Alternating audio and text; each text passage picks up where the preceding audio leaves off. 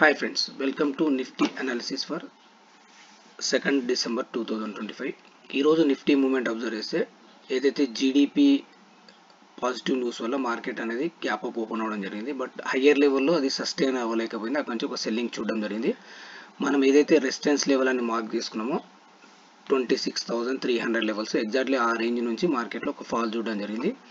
ఏదైతే expected support level అనుకున్నామో 26,140 నుంచి 170 లెవెల్ అనుకున్నామో ఎగ్జాక్ట్లీ ఆ లెవెల్ టచ్ అవ్వడం జరిగింది.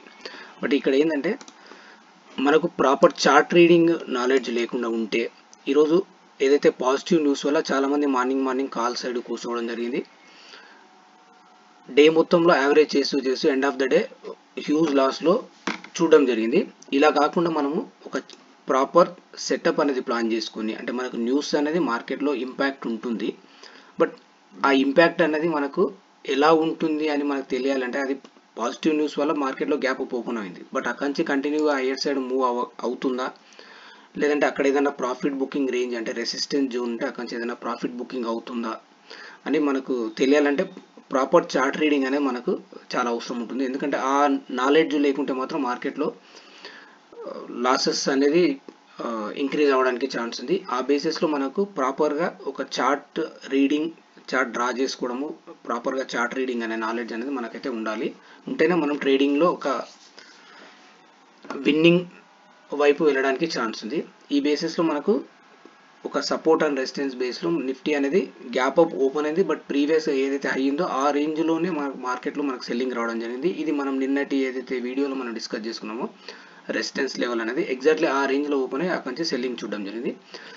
ఈ బేసిస్లో రేపటి ట్రేడ్ సెటప్ అనేది ఒకసారి మనం చూస్తే రేపు నిఫ్టీ వీక్లీ ఎక్స్పైరీ ఉంది.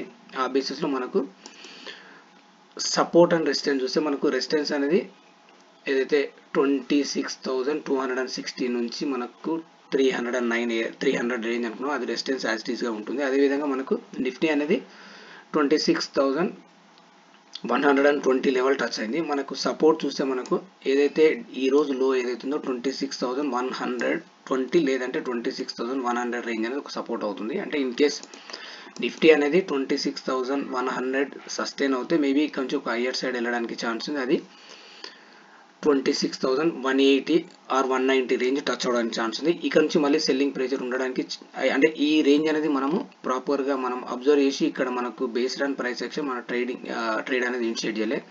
బట్ ఇన్ కేస్ మనకు 26,100 బ్రేక్ అయ్యి దాని కింద ట్రేడ్ అవ్వడం స్టార్ట్ అవుతే మార్కెట్లో ఒకసారి మనం ఇది డైలీ టైం ఫ్రేమ్ అబ్జర్వ్ చేస్తే ఏదైతే లాస్ట్ 2 డేస్లో మార్కెట్ సంవాట్ పాజ్ తీసుకున్నది, ఈరోజు గ్యాప్ అప్ ఓపెన్ అయ్యి హయ్యర్ రేంజ్ నుంచి సెల్లింగ్ రావడం జరిగింది. అంటే ఇన్ కేసు రేపు నిఫ్టీ అనేది 26,100 బ్రేక్ అయితే ఒక డౌన్ సైడ్ మూవ్ అనేది ఉండడానికి ఛాన్స్ ఉంది. ఈ బేసిస్లో ప్రాపర్గా ట్రేడ్స్ సెటప్ అనేది ప్లాన్ చేసుకుని ట్రేడ్ అనేది ఇనిషియేట్ చేయాలి. దట్టు రేపు వీక్లీ ఎక్స్పైరీ కొంచెం కాషియస్గా ఉండాలి. ఎందుకంటే ప్రీవియస్ ఏదైతే హై రేంజ్ ఉందో అది స్వింగ్ హై రేంజ్ ఉందో అది 26,100 రేంజ్ ఉంది. అంటే 100 బ్రేక్ అయ్యి దాని కింద ట్రేడ్ అవ్వడం స్టార్ట్ అవుతే మార్కెట్లో ఒక డౌన్ సైడ్ మూవ్ ఉండడానికి ఛాన్స్ ఉంది. అదేవిధంగా బ్యాంక్ నిఫ్టీ అబ్జర్వ్ చేస్తే బ్యాంక్ నిఫ్టీ ఆల్సో మనకు గ్యాప్ అప్ ఓపెన్ అయ్యి 60,000 లెవెల్ క్రాస్ అయ్యి 60,100 ప్లస్ నుంచి అక్కడి నుంచి ఒక కంటిన్యూ ఫాల్ చూడడం జరిగింది.